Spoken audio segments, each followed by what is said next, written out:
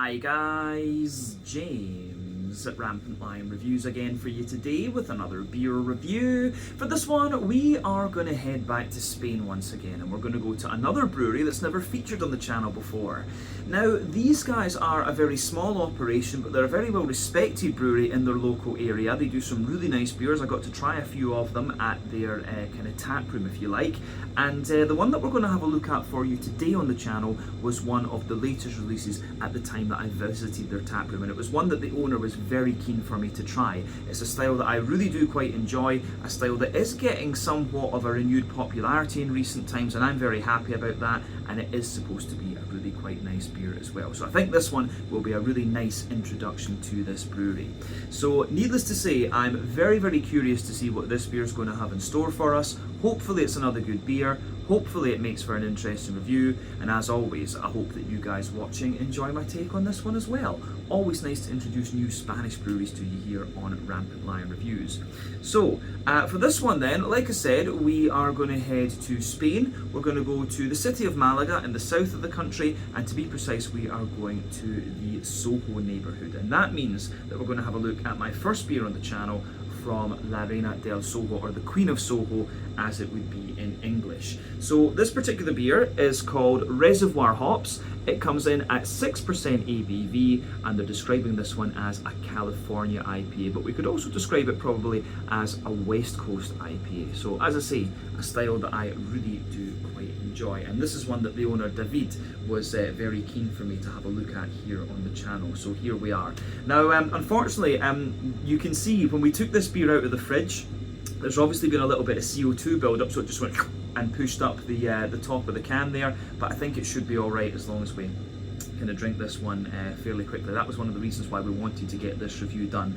But yeah, hopefully it doesn't explode when we open it, but we'll just need to see. I've had this beer maybe about 2 and a bit months or so now since I was actually in Malaga. But yeah, this is one I was very keen to review. I love my West Coast IPAs, so I think this one should be a really nice introduction to this brewery. So yeah, let's crack on with this one then. The Reservoir Hops, a 6% West Coast IPA from La Reina Del Soho in Malaga in Spain. So, as always with my reviews then, I'll tell you a little bit about the brewery before we taste the beer. If you want to get straight to the tasting though, just fast forward. All the usual links can be found in the video description below. That's the brewery website, the link to my other reviews that hopefully I can do in the future from La Reina Del Soho, and I'm sure we'll go back to Malaga and visit these guys and make an out and about video at some point. But there's all the usual social media down there. If you want to see more reviews, do please consider subscribing to the channel. The support that you give is massively appreciated, and remember, you can go into the channel homepage and search for beer using the geography tagging system. So just go in there, use the little search bar, put in your hometown, state, county, province, whatever you like. If I've reviewed beers from the area that you search for, they will pop up. Failing that though, you can check out the playlist of beers from different countries. You'll find this one in the Spanish playlist along with a number of other things. That's being added to quite a little bit at the moment because I'm working my way through the Spanish beers that I brought back, but do make sure you check out the playlist of beers from other countries as well, because there are some very interesting things on the channel these days, even if I do say so myself. But yeah, let's go on to my brewery notes then, and I'll tell you about the Queen of Soho, or La Reina Del Soho, and I will apologise in advance for any bad Spanish pronunciations in this one. So La Reina Del Soho is a small craft brewery from the Soho neighbourhood of Malaga in the south of Spain, and the brewery was founded by David Marquez in June of 2014 and has become a really quite popular bar destination, if you like, for beer enthusiasts in the area. So David is originally from Arroyo de la Luciana, and he holds a degree in chemistry from the University of Salamanca, but also a master's in renewable energies from the University of Leon. So his journey into brewing began during a workshop that he attended while studying in Leon, and this really got him very curious about making beer, and it inspired him to start home brewing for himself. So the journey towards founding La Reina Del Soho began in the wake of the 2008 financial crisis, which affected quite a lot of people in Spain and Southern Europe particularly, from what I remember. But David faced significant career challenges, and he was working in occupational safety at the time, but he really felt quite unfulfilled in that role, and this kind of pushed him towards kind of following a different direction, if you like. So he took various courses, he developed a business plan for the project, and then he founded a craft beer bar called El Rincón del Cervecero, which is like the the brewer's corner, I think you would translate that into English as being. But he founded this company while also training as a brewer at the University of Alicante. But then he partnered with a guy called Juan Francisco, who was a fellow professional in a kind of similar situation, and he had to close his construction company. But he only stayed with him for a very short period of time, and in 2020 he was replaced by another partner who also stayed with the company for just a very short period of time. And since April of 2024, David has been managing the company completely independently.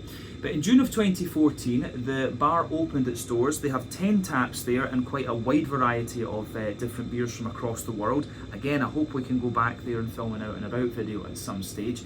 But just shortly after launching the bar, they started brewing very small batches of around 500 litres as a gypsy brewery, visiting various breweries around the area. But they established their beer brand, La Reina Del Soho, the Queen of Soho, which is named, of course, after the neighbourhood in which they're located. And today they're producing batches of up to 1,800 litres at a brewery in Sevilla called Cerveza La Reina, who you've already seen feature on the channel. But David visits there several times a month, from what I understand, and he is the official brewmaster of Cerveza La Reina. But El Rincón del Cervecero, the brewer's corner, as we mentioned, is the commercial name of the bar and the tap room. And yeah, it's a well-known craft beer hub, if you like, next to the water in Malaga. I do recommend that you go and check it out. Whereas La Reina del Soho, the Queen of Soho, is the name that's used for their kind of house beers, and that, of course, is meant as a tribute to their local area as well. But the brewery and the company, if you like, was started up mostly from David's own savings, but he did have some help from friends and family as well, and he also participated in the Lanzate entrepreneurial contest, where he successfully secured some funding to help the brewery expand and the bar expand and things like that too. So he has had some kind of government funding, I guess we could say, as well. But the design of the beers is usually done in collaboration with Nubidox, a design company which was founded by David's childhood friend, and this helps keep his ties to La Siana as well, he feels. But they've got quite a number of beers of their own, but they do, in the bar, they've got beers from all over Spain, and they organise tastings and things like this as well to help engage the local community. And they've also done like sensory workshops and things like that to help impaired people in the community. So it's a really nice little bar actually, and a lot of people are really involved in everything that they do, which I think is great as well. But yeah, as I say, this brewery do quite a wide variety of different styles, and as of October 2025, when we're filming this review for you, these guys have released 55 different kinds of beer according to Untappd. So yeah, that is a very brief history of La Reina del Soho and El Rincón del Cervecero, because they kind of do go very close together. And yeah, I think David, he was a very nice guy when we spoke to him. My Spanish, of course, is a little bit limited, and he didn't speak too much English, but we had a really nice time together, just chatting about beers and things like that. And this one was his recommendation of the ones that he had produced at the time, because I think they had about 7 or 8 cans available at the bar from what I gather. But yeah, that is everything I can really tell you about La Reina del Soho for the moment. If you want to learn more about these guys, you can check out the brewery website. I think there's also a website for the bar as well, which I'll try to remember to put in the video description for you below. And a big thank you as well to David for sending me all that information over WhatsApp, which was great. And also a big thank you to Miss Amanda as well for translating that into English for me to share with you guys. So yeah, let's go on and actually have a little look at the beer itself. So as I mentioned to you earlier, this one, the top went when we brought it out of the fridge, just with the warming up and things like that. The change of temperature must have just kind of triggered something there. But yeah, it tells you on the front here that the malt base in this one is Pilsner, Carapils and aromatic malt, and the hops are Columbus, Centennial and Citra. So it's a proper old school West Coast IPA, this one. So yeah, Columbus, about 12% alpha acid. It's going to give you that big sort of spicy floral aromaticity. Centennial, again about 12% alpha acid. It's going to give you a big sort of lemony character. Citra, 14% alpha acid. Big oily lime, big oily mango actually. A little bit of grapefruit in there, and it's going to show you quite a bit of a gooseberry and lemon limey character in a West Coast IPA. But down here you can see the La Reina Del Soho symbol, which I think is pretty cool. And there you can see, yeah, Reservoir Hops. This one has obviously been named after the Reservoir Dogs film, which I don't think I've actually seen before. I maybe need to watch that. But I did also notice that it has the pant symbol for Sweden on the side there, which I thought was quite funny as well. It also says on the side that the beer is gluten friendly and vegan friendly as well. Or gluten-free and vegan friendly. I can't speak English anymore. But yeah, like we said, 6% West Coast IPA, this one. Let's get it out into the glass and just see how we're going. I'm going to open this one in a bowl in case it goes a little bit crazy. Oh, actually not bad. It just had quite a wee bit of a gas release there. So, it behaved itself even though the kind of structure of the can had ruptured a wee bit. But I think this one was pretty much, you can see inside that it is full as anything. So we're just going to pour this one very, very carefully and see how we get on. But there we go. Obviously, we're going to have quite a wee bit of carbonation there. So we'll just go for the slow pour. I think this one maybe just got a little bit stirred up when we brought it back on the plane. And as I say, it's obviously been sitting for a wee while in the fridge and things. So we'll just need to let that kind of fade away a little bit. But yeah, I think we can maybe just put a wee bit more in there as we get it out. So yeah, obviously I've just let this beer sit a wee touch too long. But yeah, anyway, that should be enough for the moment for us to take a look at this one. You can see that head is going to fade away quite nicely there. So yeah, you can see because of the temperatures and the beer obviously getting stirred up a little bit, there's a lot of carbonation in this one. So yeah, you can see that lovely kind of cream coloured head there, but that's going to fade away. Quite soapy of course, but that will fade away quite quickly, I'm sure. We'll just need to obviously treat this beer with a little bit of care.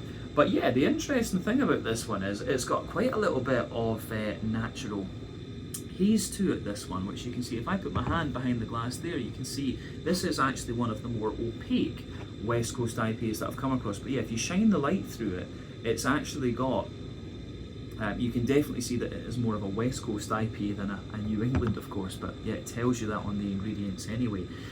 So yeah, there has been a little bit of, I've heard from a couple of people, yeah, the California IPAs, as they're being called by some people, they have a little bit more yeastiness and things like that to them. Whereas the old school West Coast IPAs are the more kind of clear ones, if you like, that have been filtered and things. So if you do have your own definition of California and West Coast IPA, let me know about that in the comments section below. But anyway, appearance wise, you can see, if I bring that up, you can see there's a wee bit of sediment particle kind of floating around in this one.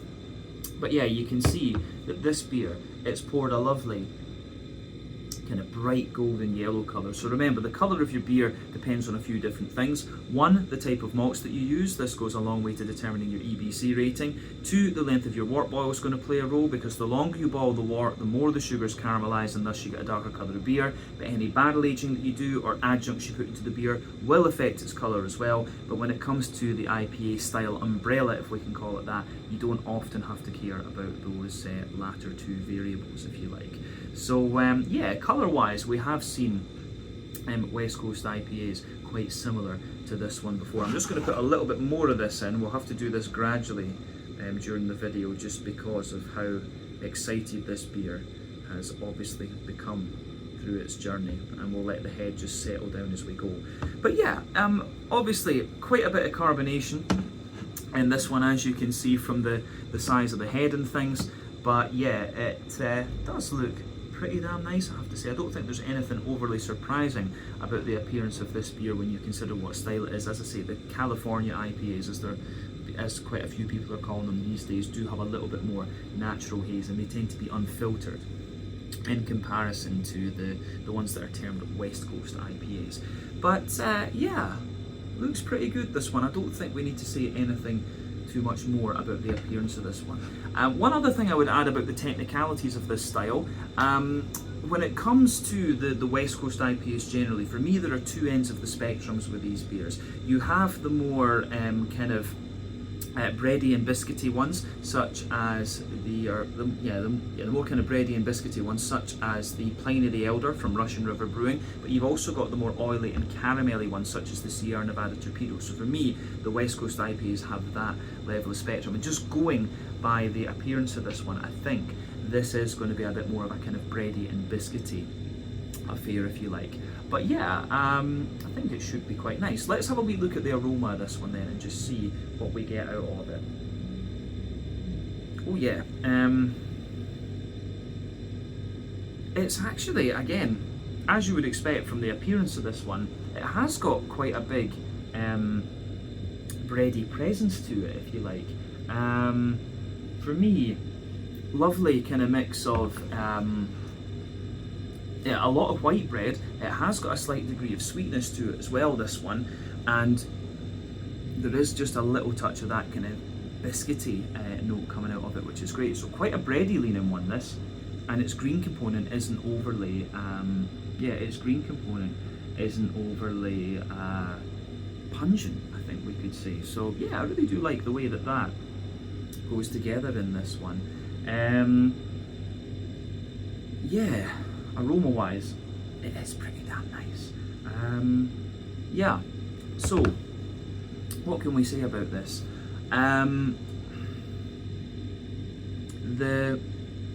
Where do we go from here? So let's just break down the aroma then and describe it for you that wee bit more in depth. So for me, the backbone of this beer, it's got a lovely little bit of a kind of fresh white bready bread crust in there.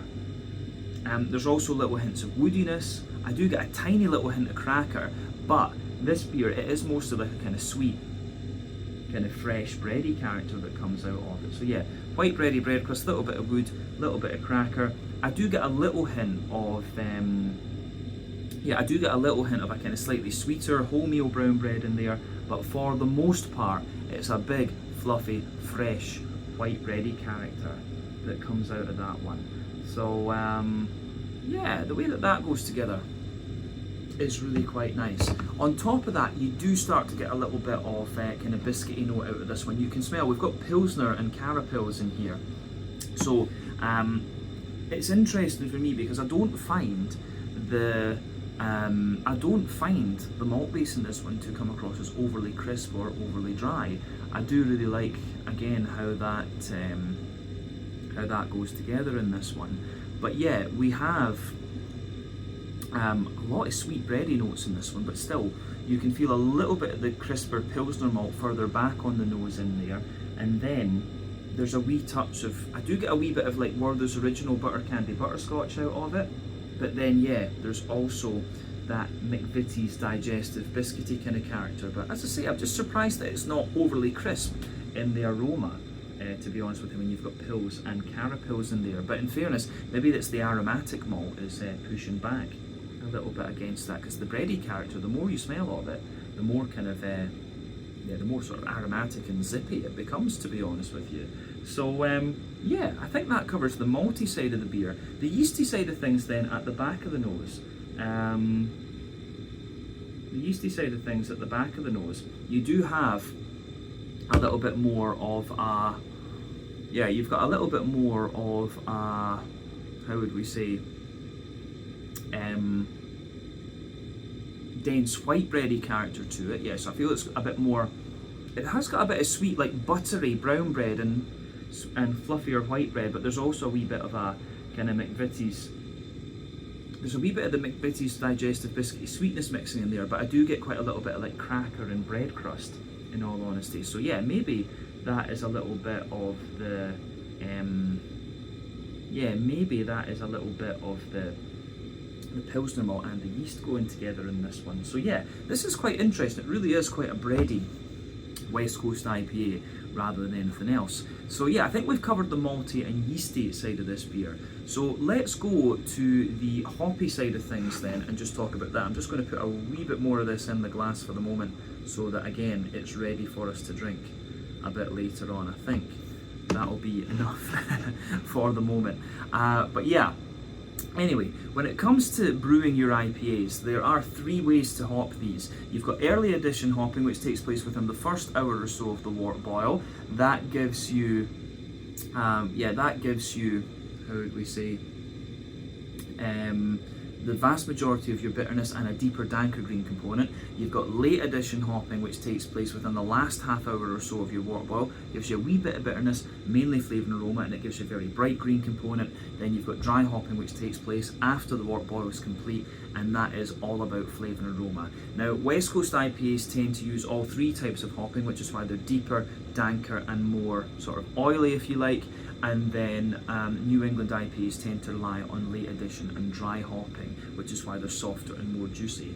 Now, there are a number of more modern West Coast IPAs out there these days, which are using New England type hopping techniques, but for me, the West Coast IPAs should always be that little bit more bitter, if you like. And some people have told me as well that the California IPAs are like slightly toned down versions in terms of bitterness compared to the West Coast IPAs.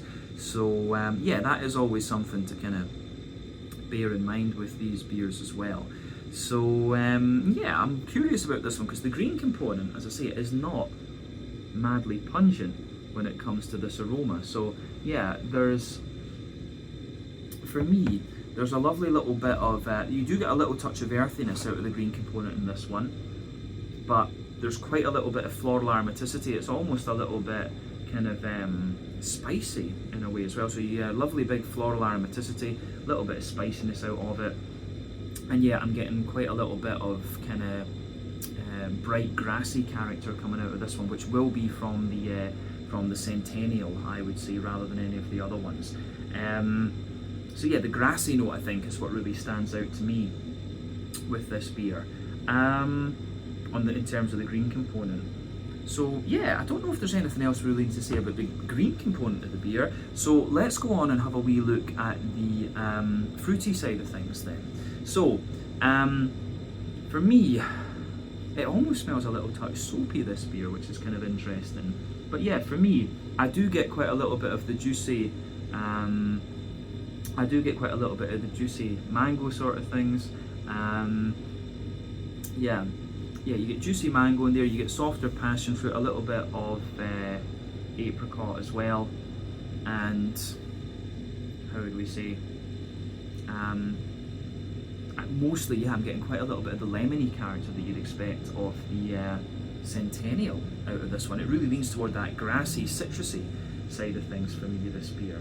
So the tropical fruits, I think, take a little bit of a back seat in this one. So yeah, the way that goes together in this beer, I would say is really nice. So let's put the last little bit of this in here. We've still got a little bit left in the can, of course, just a wee bit, but I think we can have a taste of this beer now and just see what it's all about. Look at that, that looks like a lovely pour actually. Just got it right on the note. So yeah, aroma wise this one comes across as very interesting, but let's do it now. So this one is the Reservoir Hops, a 6% California West Coast IPA from La Reina Del Soho in Malaga in the south of Spain. Really curious to try this one. I've been wanting to try it for a wee while. So let's get stuck in. Sláinte, skål, cheers, salud.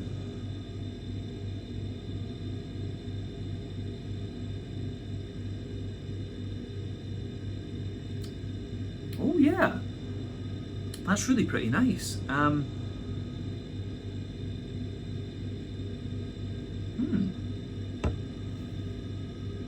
Okay, so I'm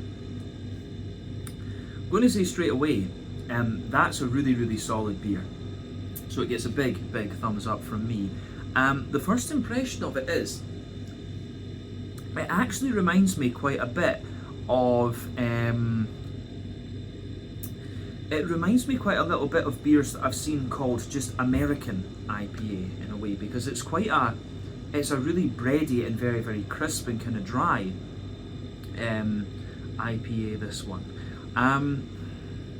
It actually reminds me in a way of some of I remember a style, the white IPA that was around for a wee while. It has definitely got that, but of course, compared with the aroma, the sort of the way the flavours come out in this beer does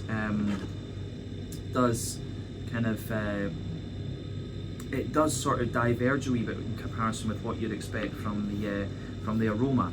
But yeah, the aroma gives you the impression that the bready side of this beer is going to be like very sweet and very, very smooth. But yeah, this one, the Pilsner malt, the Pils and the Carapils in this, and I think the aroma malt in this one too, they're really combining to give you this kind of crisp dryness and a big sort of zip coming out of it. So yeah, the way that everything goes together in this beer, I think is quite interesting. This is definitely a beer that's making me think a little bit, and after 4,300 odd reviews, that is absolutely what you want. So big thumbs up to La Reina Del Soho for this one.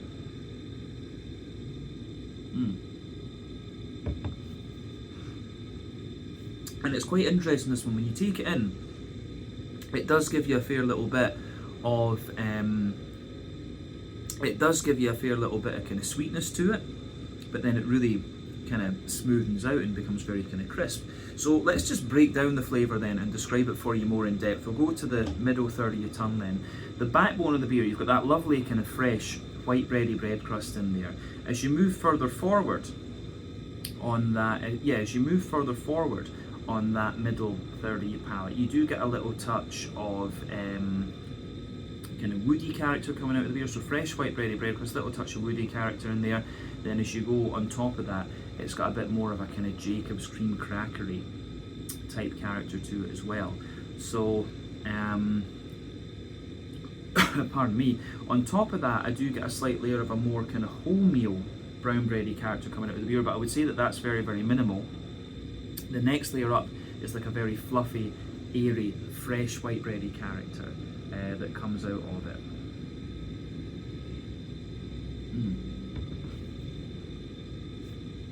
So wholemeal brown bready notes in there, fluffy, fresh white bready character, and then above that you can feel the Pilsner malty side of things, and it is really quite crisp. And as I've often said, sweeter flavours come out further forward on the palate, more dry and bitter flavours come out further back, so you can feel the smoothness of the Pilsner malt further forward.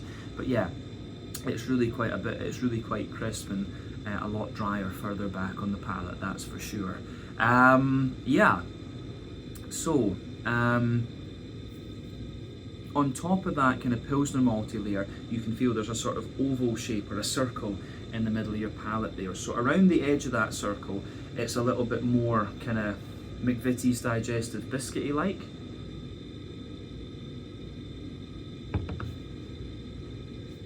So yeah, there's a little bit more of a kind of McVitie's Digestive biscuity like kind of character coming out of this one. And then yeah, in the middle of it, there's a little bit of a slightly fudgy, well, if you go in from that, you get a little touch of a kind of fudgy layer there. Then in the dead centre of your palate, it's a little bit sweeter and more kind of, yeah, it's definitely a little bit sweeter and a wee bit more kind of caramelly in a way. So yeah, the way that all of that goes together, I think, is very, very nice as well. So yeah, it's not too sweet and caramelly, as I say, just a little bit of that in the centre of your palate, which is where the boozy side of the beer comes out, fudgy around the edge, and then yeah, more McVitie's Digestive kind of biscuity qualities coming out of the beer too. And then it sits, of course, on top of all that kind of Pilsner malt in the bread. So yeah, I think that covers the middle third of your palate in this beer, and I think yeah, the way that that goes together is really quite nice. So let's go to the back third of your palate then. As I've often said, the back third of your palate is going to give you the back third of your palate is going to give you very similar flavours to the middle third of your palate, but just at different intensities. So yeah, the border region between middle and back third of your palate, you get that nice little bit of kind of bready build up in there. The brown bread's in the base, the fluffier white bread's in the middle, then the kind of more crisp Pilsner malty character sits on top, and the base of that back third of your palate, yeah, you've got the bread crusty notes in there, the cracker, the wholemeal brown bread sitting above that, the fluffier white bread in there, and then you can feel the kind of crisper elements of the Pilsner malt just sitting on top of that. The Pilsner malt does give you a fair wee bit of dryness into the aftertaste. But let's have a little look at the yeasty side of things, which just sits on top of all of that.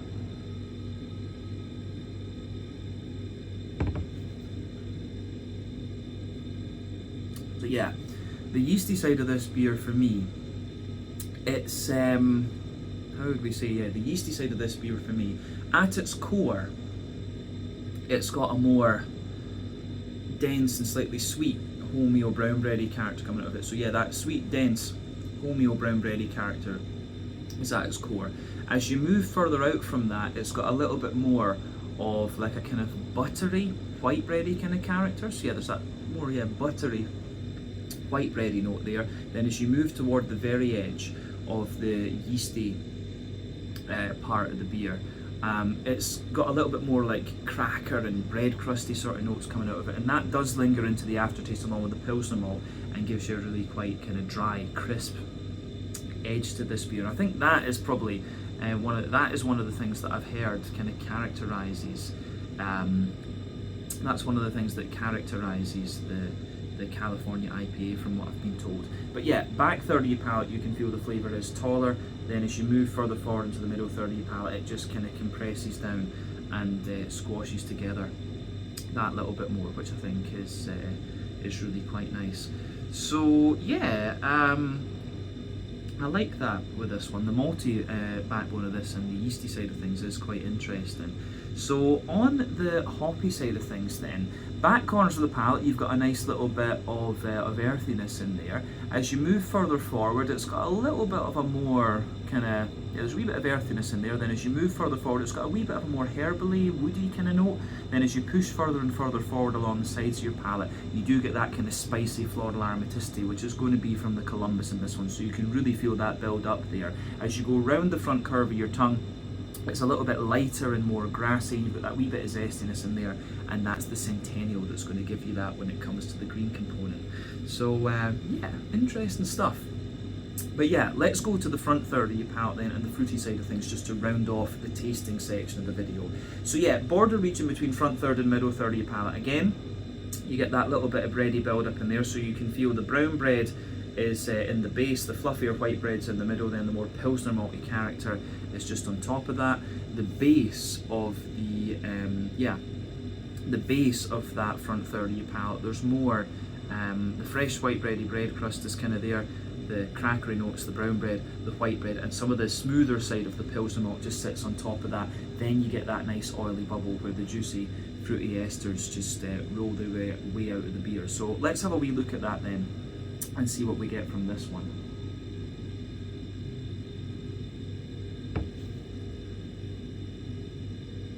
So yeah, for me, the fruity side of this beer, it's kind of what you'd expect if you know these hops, to be honest with you. Citra and Centennial are of course taking the lead in this one. I suspect that the Columbus will have been used as the early edition hop in this one to get the bitterness out.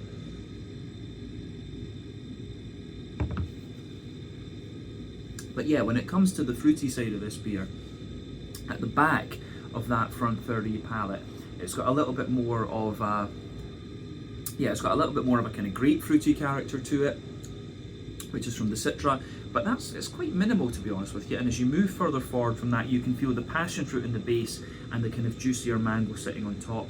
Then as you reach the middle of that front third of your palate, it's like a softer kind of apricot there. And then as you move further forward, as you move further forward beyond that, you do get a little bit of, the apricot does spread a little bit further forward, and you've got the kind of pineapple-y notes sitting there too. But then yeah, you start to get that kind of lemony character from the Centennial just behind the front tip of your tongue, and it mixes in with all those nice grassy esters as well. But yeah, this is a beer that's definitely grown on me the more that I've drank of it. I think this is really nice. So big thumbs up to David and La Reina Del Soho, the Queen of Soho, this one. So yeah, I like this. It is really, really quite nice. So let's go on and round off the review with a wee quick look at the mouthfeel. So for me, this beer,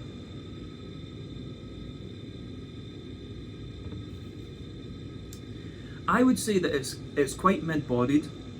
The carbonation on this one does have a little bit of a prickle to it, but that's my fault, of course, because the can has been sitting for a wee while and it's kind of built up, so the carbonation does have a wee bit of a prickle. But the other beers that I had at the El Rincón del Cervecero, the bar, other ones were very, very smooth actually. Yeah, I think smooth and kind of silky was a way to maybe describe their beers there, but they did have a wee bit of crisp dryness to them, which makes sense when you know the weather in Malaga, to be honest. But yeah, the beers, generally speaking, from my experience here, are quite smooth with just a little bit of dryness to them, and I think that suits this one. I would describe this beer, yeah, mid-bodied for sure. In terms of the IBUs in this one, it tells us on the can here that this one is 55 IBUs. I probably would have guessed, yeah, about 60, because you've got the dryness from the crispness from the Pilsner malt, and also that little bit of lingering bitterness in there, particularly the Columbus, giving you that spicy floral aromaticity. The malt base, as we said, it's a wee bit drier underneath, smoother in the middle. You've got a little touch of sweetness on top, and then yeah, you've got some really nice kind of juicy, fruity character coming out of this one as well, which I think goes together very, very nicely. So yeah, the way that everything goes together in this one, I think is really quite nice. As I say, for me, with this one being a California IPA, I think that's the fact that it's a little bit more kind of bready leaning, and it's got a bit more of that Pilsner malty crispness. I think that is what is supposed to be the case with these California IPAs, rather than the kind of cleaner West Coast IPAs. But as I say, I'm not 100% sure. Let me know your thoughts on that in the comment section below. But irregardless, I think this has been a really nice beer and a nice first review from La Reina Del Soho.